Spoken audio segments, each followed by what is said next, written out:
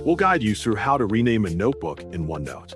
Quick disclaimer, you need to follow this step-by-step guide carefully, because skipping a single step will affect your final result. If this guide helpful, don't forget to like and subscribe.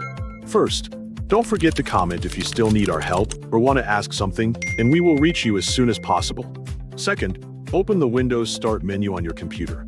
Type OneNote into the search field and launch the OneNote application from the search results. Wait for the program to finish loading completely before continuing.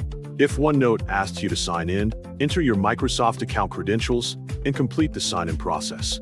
Once the application is open, allow all notebooks to sync and appear in the notebook list.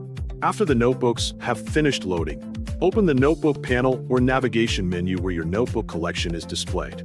Browse through the list and find the notebook that you want to rename. Take a moment to verify that you have selected the correct notebook before making any changes. When you have located the notebook, right-click its name to display additional options.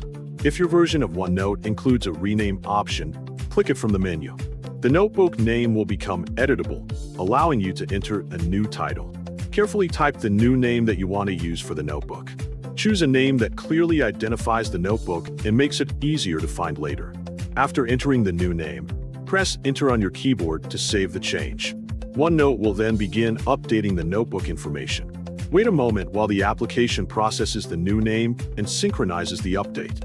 Once the process is complete, check the notebook list to confirm that the new name is displayed correctly.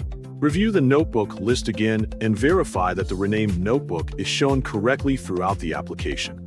This helps ensure that the change was applied successfully and that there are no duplicate or outdated notebook names remaining. After confirming the update, open the renamed notebook to make sure it is still accessible and functioning normally.